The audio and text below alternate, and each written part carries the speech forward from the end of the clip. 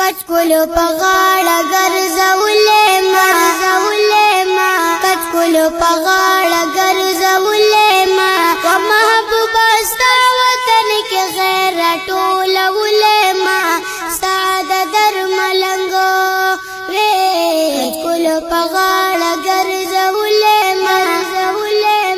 کچکولو پغاړه ګرځولې ما و محبوبه ستا وطن کې غیر راټولولې ما ستا د درملنګو وې کچکولو پغاړه زما لکه ملنګو وې محبوبه ستا د مینې مینا کې رنګو وې محبوبه ستا د مینې مینا کې رنګو وې خسته ګنبد ته دې کتلې ما خسته ګنبد ته دې کتلې ما ستا د وطن غورې په زر سترګو ښولولې ما ستا د درملنګو وې کچکولو پغاړه ګرځولې ما کچکولو پغاړه ګرځولې ما و محبوبه ستا وطن کې خیر راټولولې ما ستا د درملنګو وې کاش خادم وې نبي ستا د پیزارو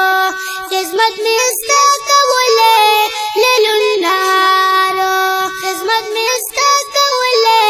لیل النهارو سلام درته ویلې ما سلام درته ویلې ما لاس کې مې جارو وې خدمتونه دې کولې ما ستا د درملنګو وې کچکولو پغاړه ګرځولې ما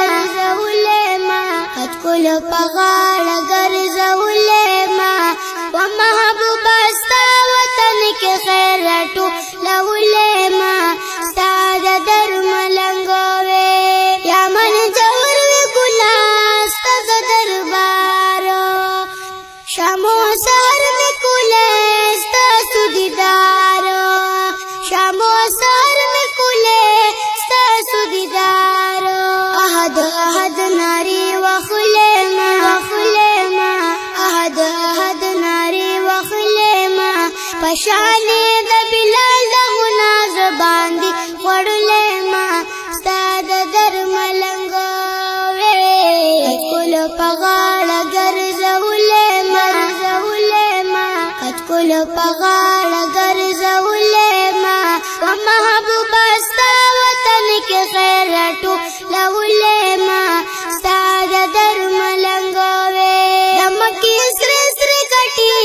په منبر وې لکه بلال چې ستي په سورنګار وې لکه بلال چې ستي په سورنګار وې صدیق په لار کې لیدلې ما صدیق په لار کې لیدلې ما ستا د محبت د غناز باندې خوړلې ما ستا د درملنګو وې کچکولو پغاړه ګرځولې ما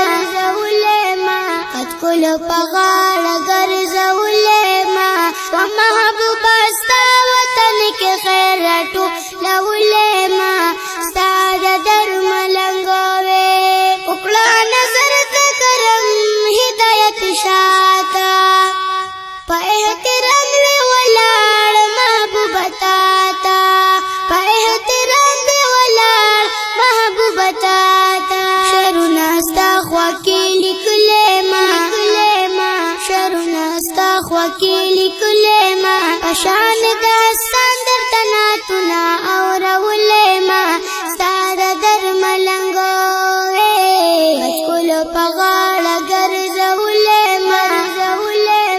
کچکولو پغاړه ګرځولې ما و محبوبه ستا وطن کې خیر راټولولې ما ستا د درملنګو وې आवाज د ورکوټي ماشوم عبدالله شاه سایل چې دان مسجد د مشهور نعتخوان سید هدایت شاه سایل صاحب ریکارڈنگ الحافظ اسٹوڈیو پشاور رابطہ نمبر 0301 89 36 151 والیم نمبر دے 1